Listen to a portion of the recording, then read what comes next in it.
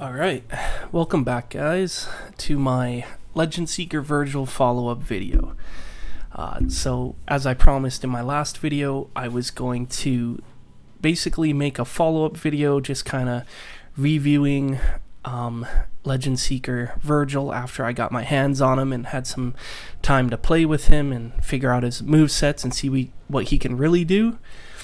And overall, he's a very good unit, but he falls short in a few areas, and I guess we'll go over that. I'll try to go over as much as I can with him here, but I think first things first, let's just take a look at the character. Now that we actually have him, let's look at all his passives, what he can do, his weapon, what the weapon's passives are, and so on and so forth. So here he is. It looks pretty cool. I like his style. I really wish he was ice. He would go perfectly with Destined Executioner, DE, Dante. They look like a really badass pair. And I feel like the synergy would be insane because DE would pull in all the enemies, and then you pull out Legend Seeker, do his Void Slash to hit all the enemies in one spot. We'll go into detail about what he can do, but I really wish he was on ice. So that's really unfortunate. But he is physical, and I'll give my thoughts on that too in team synergy amongst the physical team. But yeah, let's just dig into him. Because he's physical, full Phantom set, obviously. Once we go through kind of what he can do, obviously MP regeneration is a must. Things like crit rate, crit damage, attack, you know, the standard. Yeah, not really too much else in terms of what he can offer that other hunters offer in terms of his skills. Weapon, so his exclusive weapon, the Soul Seeker. It's okay. I almost feel like level 2 or 1-star rank up is enough. We'll go through this once we go through his passives, but so we can have a better idea of how the weapon passives kind of integrate with his passives and skills as a hunter here. But yeah, I was able to get him to S+, so I pulled 2 copies of him, and I pulled 2 copies of his weapon. I don't know if I'm going to go further than that. And I'll explain the reasoning behind that as we go here. There's a lot I'm going to be explaining. This might turn into a long video, but I'm going to just try to talk about everything that comes to mind and why I like and I dislike Legend Seeker Vergil. So when you pull him, he starts at S, but let's just go back here to the very top. So what's he do? Increase the shield breaking efficiency of the last strike of combo A by 30%, gain a dominant form, and 30% reduction in damage taken when activating combo B. So you could already tell right off the bat, shield breaking efficiency, which is good for shielded enemies, and dominant form, so he can take damage.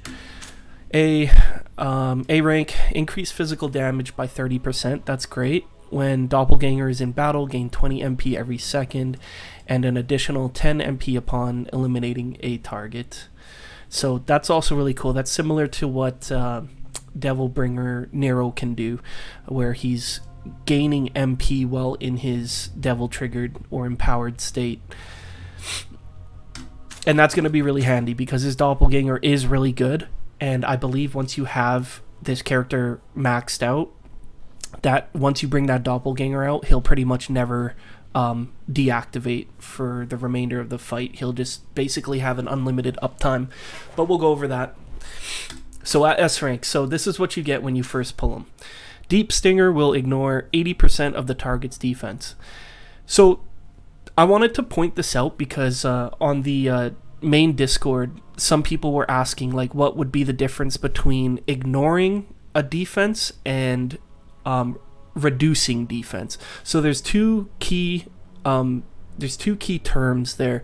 So when you see the words ignore, that means that hunter, that character, is ignoring the enemy's defense. Whereas if it were to say reduce the enemy's defense by 80%, then your whole team gets to benefit from that. So it's a direct buff on the enemy, so anyone on your lineup can benefit from that. Whereas when it says ignore, that's only happening as you're using the individual hunter that's applying that. So something important to notice there. Deep Stinger will ignore 80% of the target's defense. So that's actually really good too. So, reducing defense, allowing him to do much more damage. That's great. So S plus is kind of where you want to be. I'd say this is probably the most, because Legend Seeker actually, so a lot of the hunters in this game, it's been scrutinized. There's been a lot of criticisms towards Nebula Joy regarding how they release these hunters, because some hunters literally have their moveset locked out, some of their movesets locked out unless you start ranking them up. In this case, and I think what makes Legend Seeker such a good unit for free-to-play players is that he basically has his whole moveset unlocked from the get-go. Once you get him to S+, I'd say that's pretty much all you really want, because you gain 1 energy upon activating Void Slash, and weakened targets hit, increasing the damage they take by 10%, increase the damage on damage red shield of targets in weakened state by 20%.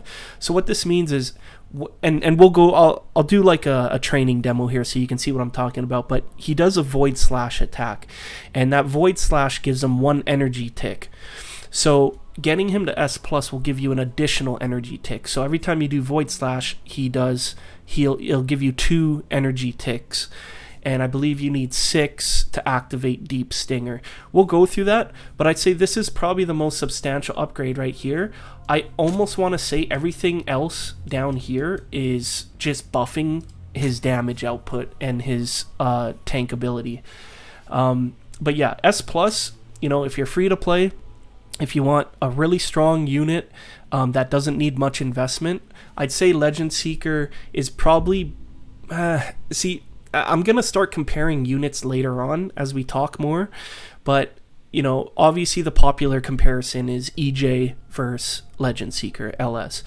And in my opinion, I think as a free-to-play, if you're just starting out on the game, Legend Seeker is going to be better for you with the lowest amount of investment. But I still believe that a maxed out Endless Judgment Vergil EJ is the most versatile unit in the game in terms of he can basically just destroy all content. He's like top tier in every single type of content. And he's great at crowd control and can eliminate, multiple groups of enemies. Not to say that Legend Seeker can't as well, but Legend Seeker kind of lacks some range, and he has a bit of a weird, slow build-up to be able to start using his good moves, and we'll go over that again shortly. So lots to go over, bear with me, but if you guys like deep dives into hunters and characters, I'm your guy for that, so stay tuned here.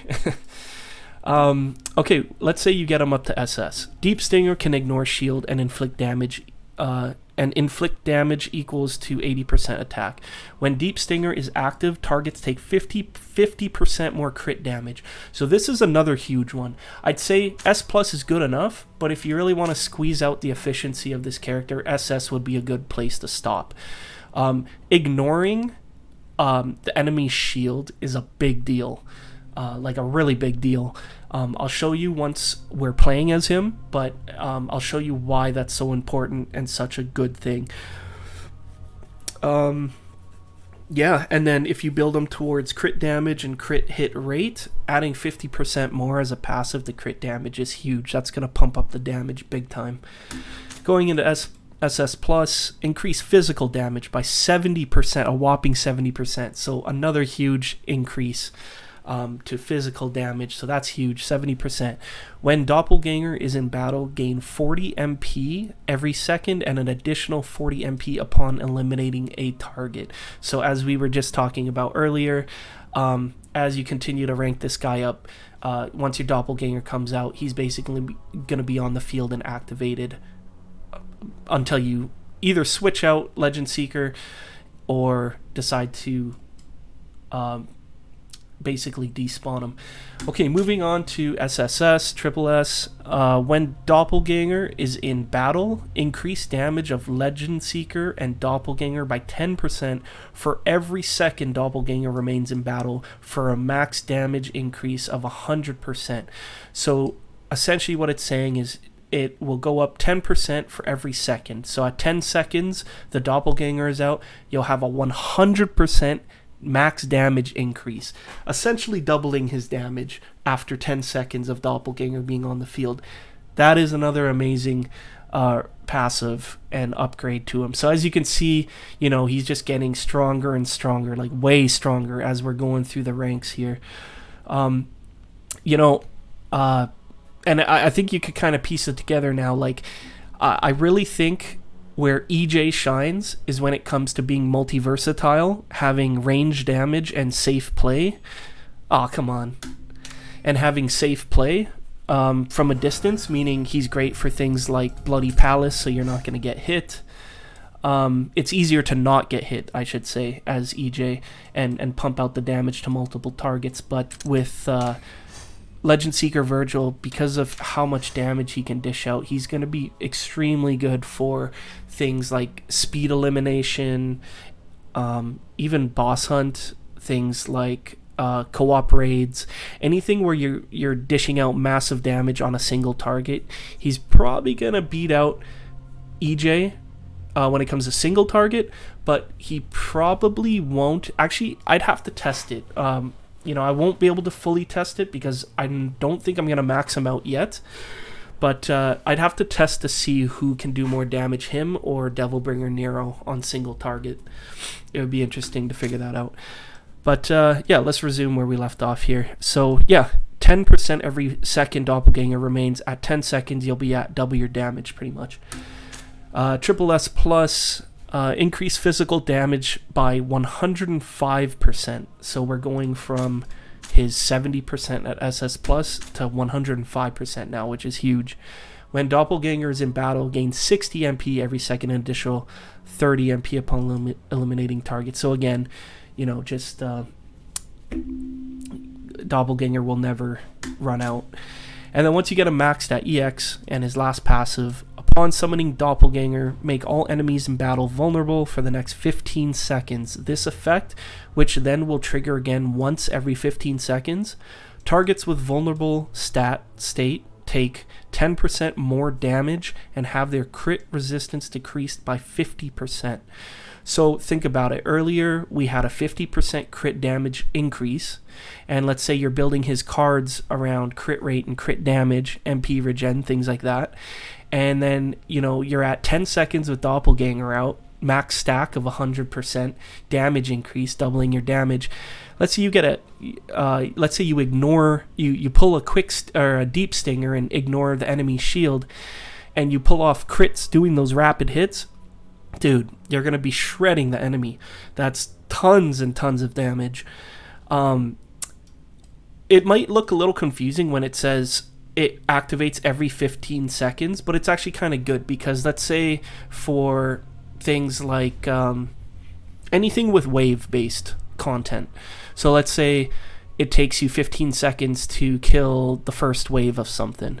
It's going to reactivate in 15 seconds, so the new batch of enemies will get that debuff. So it kind of makes sense, and it's actually quite good that it keeps refreshing every 15 seconds. So it's always on, but it's always refreshing every 15 seconds to apply that debuff to the new set of enemies. So again, really good. I think this guy will be an absolute beast maxed out. It's a shame that I can't get him maxed now. I like to generally just get a couple dupes the first time around, and then I like to take advantage of rerun banners later once I've had a chance to kind of see what the hunter can do more. You know, instead of putting all my eggs in one basket off rip, I like to just see what the hunter can do, read the passes, see what other people are doing with it, and if I feel he's worth maxing out the next rerun, then that's generally what I like to do. But so far, not disappointed. I'd say he's definitely one of the top units running alongside EJ, but there are some things that disappoint me about him, and we will go over that. Let's just quickly go over his weapon. I almost forgot. So yeah, so now that we kind of know what he can do on the passive end, let's look at his weapon here. So again, his exclusive, the Soul Sealer. I have the Yamato on it, but here, let me see if I can show you guys. I actually kind of like the stock skin on it. It looks pretty good. So this is the stock Soul Sealer. So it actually looks pretty cool. Yeah, it actually looks really cool. I don't really care for the little flowers on the sheath, but I think it looks pretty awesome. Just the style of the blade, the darker blade, the black fabric string looks better, but the Yamato's OG, so I always equip the Yamato. Anyways, okay, Soul Sealer. So at level okay, yeah, so at level, so once you get the weapon, I have it ranked up, but basically it's the same buff, just level 1, so I think these stats are like cut in half or something. But anyways, this is really all I think you kind of need on this character. Increase overall damage by 20%, that's great.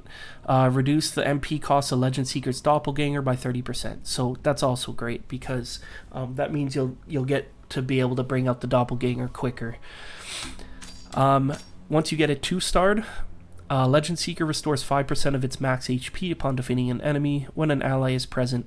Mirage Messenger, I'm assuming that's Doppelganger, I think. When an ally is present, Doppelganger receives 25% less damage.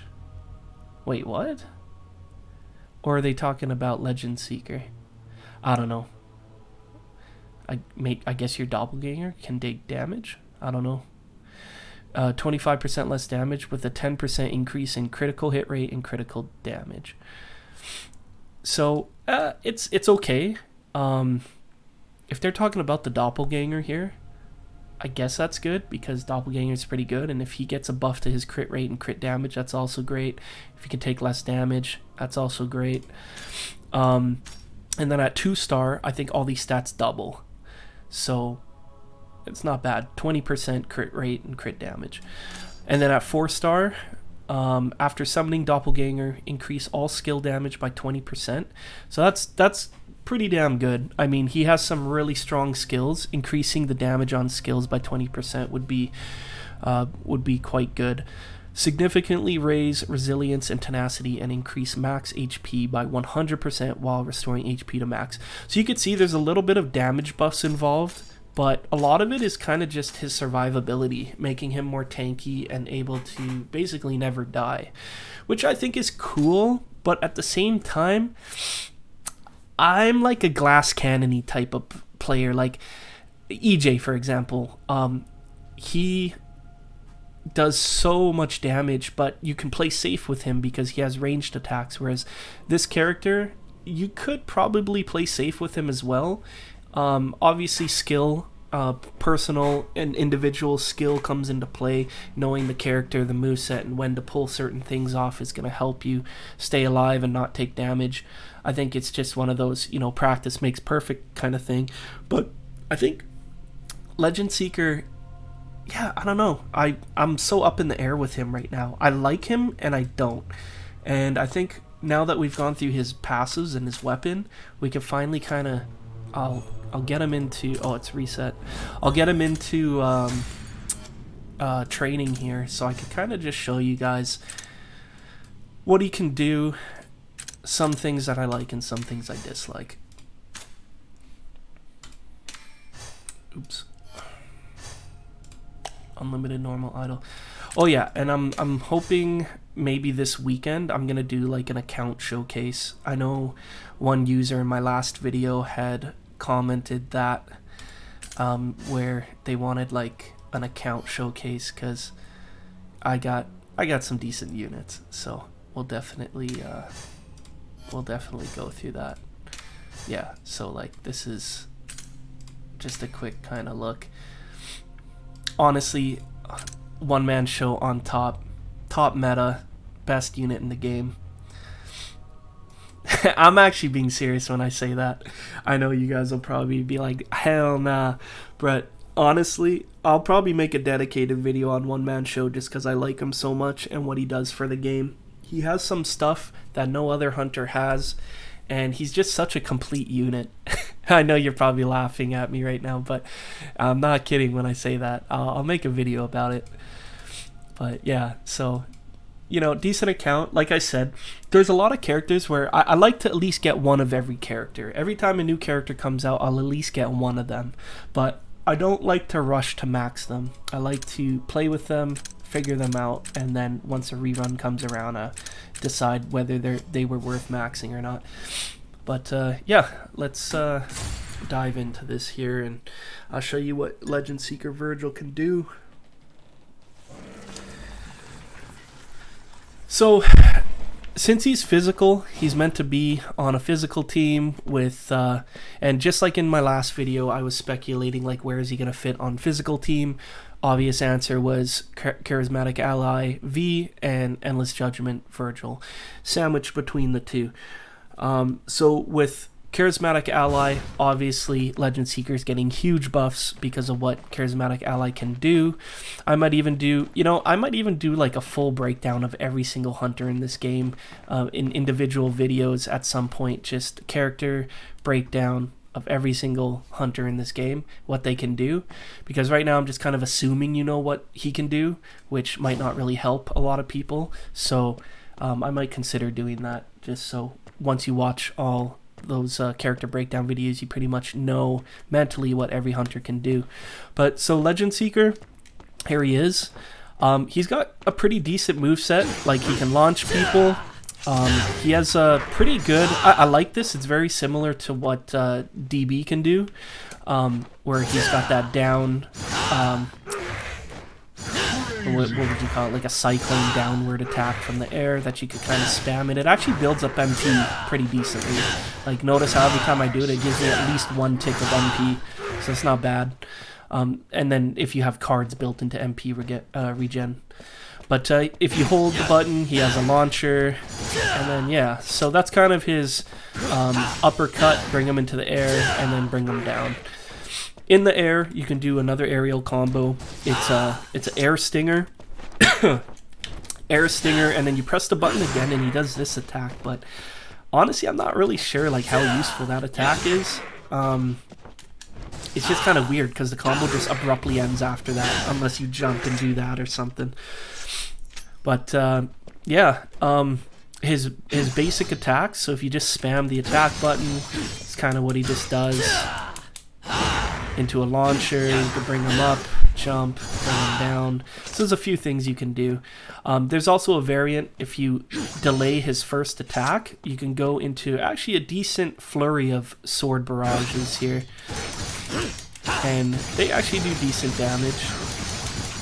It's pretty cool. Into another launcher, so it brings them up, bring them down, go into a stinger or something. You could do something like this maybe. Just try it.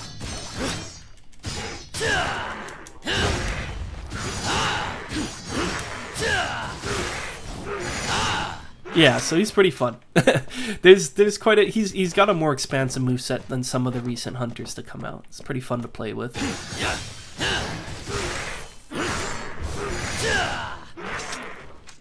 I like how he puts his swords away too. That's pretty badass. Okay, so as you can see, that's a lot of his basic attacks. So he has a couple variants, and then he has air combos. He can bring people into the air, bring them down, and he has teleport, which is awesome. Very handy. A double jump as well. Okay, so yeah, moving on to his Void Slash now. So once you hit his style skill, press it once, goes right into it. So, looks pretty cool. This thing has huge range, and it actually hits all enemies. So if I had a bunch of enemies in front of me, this attack alone will hit all of them.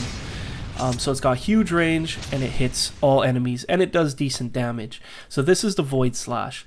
Notice how in the top left corner, every time I do this Void Slash, it gives me 2 ticks of energy there. So this is what I'm talking about when we were talking about the passives. Every time you do a Void Slash, because he's at S+ rank, it's going to give me 2 ticks instead of 1. So if you don't get him to S+, you're basically having to do 6 Void Slashes just to be able to do his Deep Stinger. Whereas once you get him to S+, you just have to do 3 Void Slashes, and then you'll be able to do Deep Stinger. One thing to note is that when you're spamming this Void Slash attack, unfortunately you get locked into his animation. It's quite a startup. It's a bit slow. You can't cancel out. You can't jump out. You can't dodge out. I know I just jumped there, but I'm talking about at the start here. Like at the start, jumping, dashing doesn't work until you kind of reach the end of his animation. But that's also where, if you notice, you do this. Notice how he kind of goes into this sheathing animation. So if you don't cancel that out, you're going to be stuck in it. So the most efficient way to Void Slash is to just keep spamming, dash out, do it again, just like so, until you have 3 of them pulled off. It's not a bad move either. I mean, it's not a bad move to be spamming because it hits, it's got such long range, does good damage, hits so many enemies, and you only need to do 3 once you have them at S+. Once you have that done, you can see on the right side there, I now have Deep Stinger available to me since my energy is maxed. So what you do now is you hold the style skill. So there's a little trick that I learned today actually while playing with him. If you hold triangle, you'll notice that you can actually guide the Deep Stinger anywhere you want. But it's kind of tricky because if you do that, if you take manual control of the Deep Stinger, let me explain here as I'm doing it. If you're locked onto an enemy and you start moving around, you shall die. Notice how the enemy kind of follows you around. So what's going to happen is if you're versing a boss where the boss isn't going to follow you around like this enemy did, you're probably going to miss a lot of hits because you're going to be moving all over the place. You're going to have to manually try to hit the enemy. Or what you can do is you can pull off the Deep Stinger, but don't move your joystick, or don't move the touchpad, whatever you're using to play the game. Don't move the joystick because it'll auto home in on whoever you're locked in on. So if I just leave it alone, it's doing its own thing. So if you're versing a boss and you just don't touch the movement controls, he'll auto home in on the boss for you, ensuring that all your hits are efficiently landing on your target. Yeah, so great moves. Great moves. The only thing that's weird is I kind of just don't really like how you have to pull off 3 of these Void Slashes until you can do the Deep Stinger. I know the Deep Stinger is really good. It does huge damage. It hits all enemies, and it vacuums enemies towards you too. And as we discussed in the passives, he can ignore shields once you get him to SS. So it's huge. So I can understand the needing the build-up to be able to use a move that good. I just wish it was a little more exciting than sitting here spamming this 3 times just to be able to do this. Because really, that's ultimately what his playstyle boils down into. Even though a lot of his basic moves are cool and you can do some pretty neat stuff, you'll probably never be using it. All you're pretty much going to be doing is just spamming Void Slash into Deep Stinger. That's all you're going to be doing with him mostly if you want efficiency in content like Boss Hunt and stuff like that. So that's really the only thing I'm disappointed about. Other than that, he has a really good kit. Yeah, that Deep Stinger essentially is what CT can do. But even more really when you think about it, it's not really spammable. It doesn't really last too long, but it vacuums small enemies in. It does constant rapid damage, and once you rank them up, it ignores shielded enemies. So imagine a field spawning with Banshees everywhere, Agatha, all kinds of shielded enemies. If you time yourself right and you got your Deep Stinger prepped and you let that go, everyone on the field is dead instantly, pretty much. So, and as we went through his passives, you can see how strong he gets too.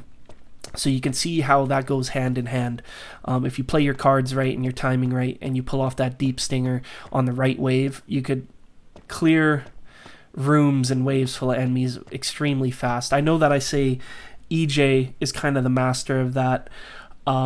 Honestly, it's tough to say. Like, Legend Seeker Vergil has a good kit, and I think if it's used properly, he can really be devastating on single targets and multiple targets because of what all these moves are capable of doing, especially as you rank them up. And okay, so moving forward, we're gonna do his last move here, which is the Doppelganger. So I have my MP. So you can see the Doppelganger has a brain of his own. So you can't control him, unfortunately, but I don't know how you would anyways. I guess you kind of can with... holy shit, he's going crazy. But you can kind of control him. Can you pull him back in? Oh, no, I can't. Anyways, so unlike charismatic Vergil, charismatic ally Vergil, when you bring out the Panther, you can control the Panther's moveset. But that's because V is designed to be that way. You're not really supposed to be active with him. You're basically just supposed to stand there, read a book, get your MP back, and kind of control things from a distance. So you get a little bit more control. But I also really like how once you rank V up, charismatic ally V up here, if you pull out his Panther, it stays out. You can switch characters and notice how they're still on the field. That's something I really, really wish Legend Seeker had. There's two major things that I wish Legend Seeker had that would make him completely busted. Is give us 3 charges on Void Slash, so we only have to do 2 Void Slashes to get access to the Deep Stinger. That would be way better. And number 2 would be, once Doppelganger comes out, allow him to stay out on the field even when we're switching between our hunters. Because can you imagine this lineup? You bring out, V's Panther, then you switch to LS, you bring out his Mirage, his Doppelganger, and then imagine bringing out EJ. With what EJ can do, having the Doppelganger out and the Panther out, doing crazy amount of damage on the enemies while EJ's doing his thing, that would have been crazy. That would have been amazing. But unfortunately, Legend Seeker Doppelganger, once you switch out or tag out hunters, the Doppelganger goes with him. So that's really the only disappointments I have. And I kind of wish the gameplay was a little more exciting to activate the Deep Stinger rather than just sitting here spamming the Void Slash over and over again just to get access to Deep Stinger. But, they're small gripes. He's still an amazing hunter individually. I'm still actually trying to figure out how to, what an optimal rotation between these 3 would be. So I can't really talk too much on that yet. He's only been out, less than 24 hours now. So I haven't had too much time to experiment with everything. But I might make a follow-up video at a later time if I do max him.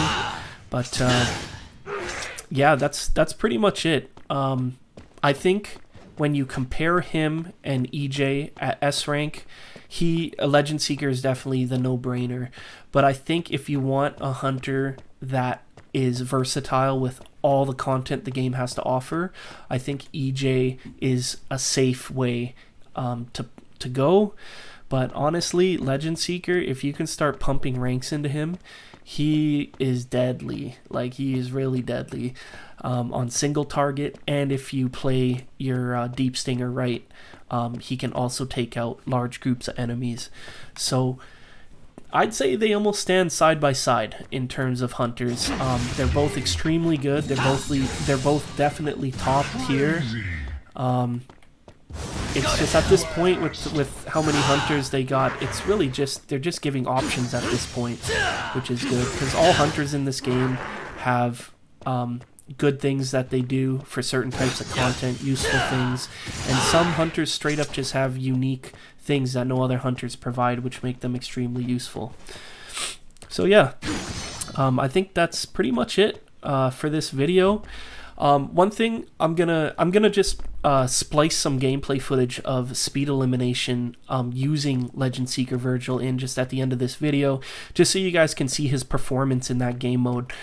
You can see that because in speed elimination game mode, every hunter is down to their base S rank, and you're gonna see in the footage that I put in here that he just dominates pretty much every hunter at an S rank level, with his Void Slash into his Deep Stinger and the capability to bring out his Doppelganger.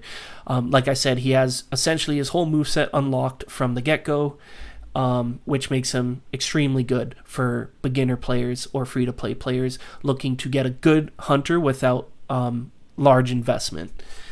So anyways, hopefully this was helpful for you guys. Let me know if you guys want to see more character breakdowns or hunter breakdowns individually. I can start maybe going through each hunter, doing the same thing I did in this video, breaking down all their passes, what they can do, showcasing all their movesets, and kind of just explaining how they fit into certain teams, what kind of content they fit into, and where they're useful. So yeah, if you enjoyed this video, be sure to leave a like, hit the subscribe. I'll definitely keep pumping out more videos like this as new hunters come around, and I will see you guys in the next video. Thanks.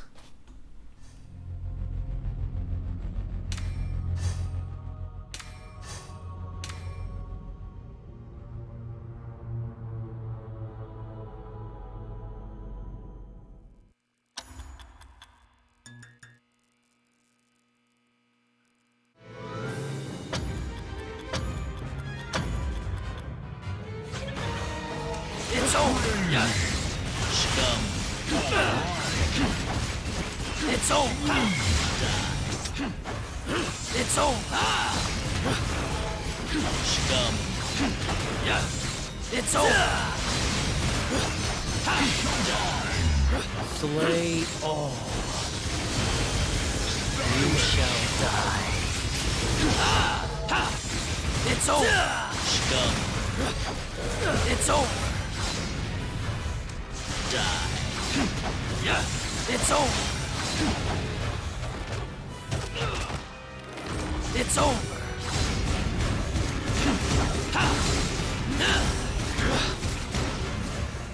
It's over. It's over.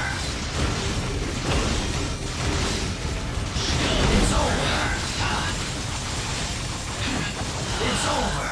You shall die. Yeah. Don't move. Stay. Die. Yeah. You shall die. Scum. Yeah. It's over. It's over. So slow. It's over. Die. Yeah. You shall die.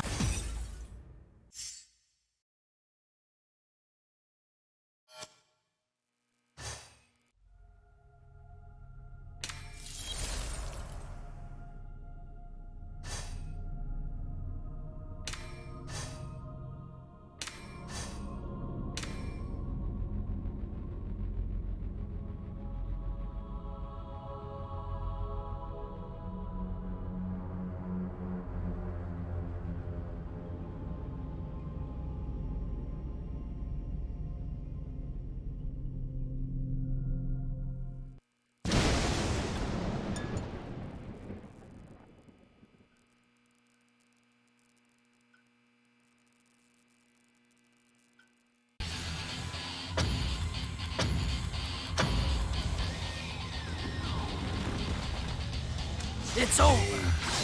Crazy. It's over. Stay Sweet. It's over. Yeah. Slay all.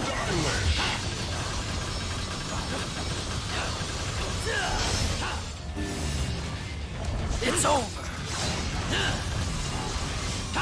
Stay. It's over. It's over. Yeah. It's over. You shall die. Don't stay.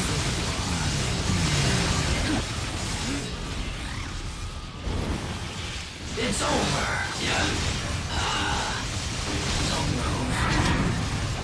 It's over.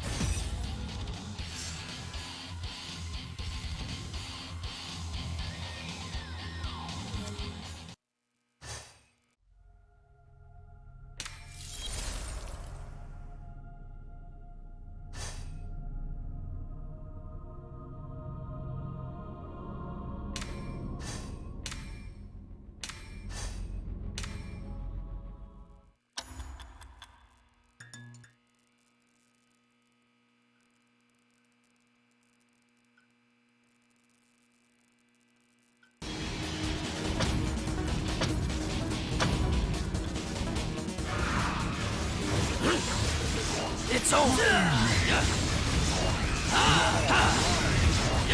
It's over.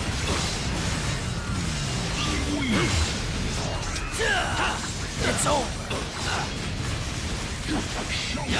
Stay with me. It's over.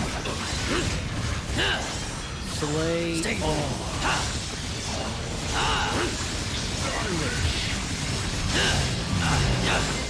It's over. It's over. It's over.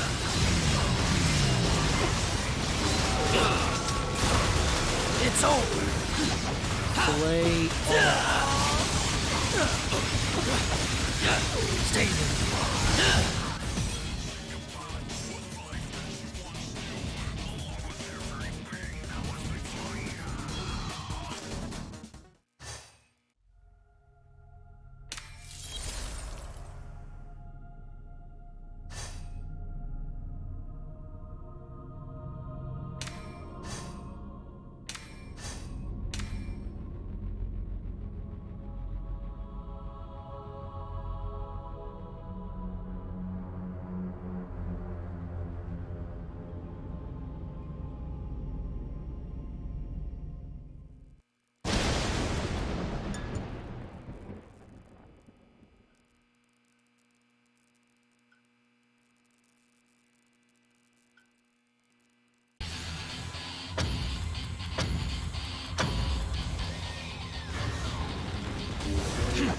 It's over.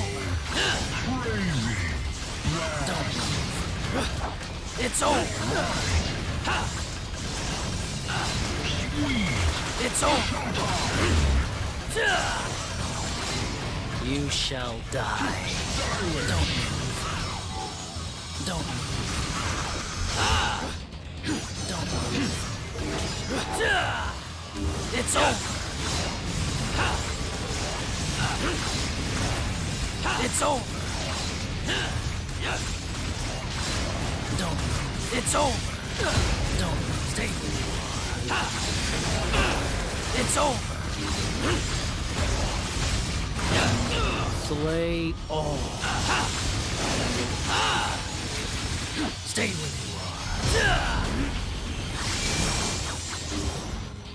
Don't get cocky. It's over. Stay where you are.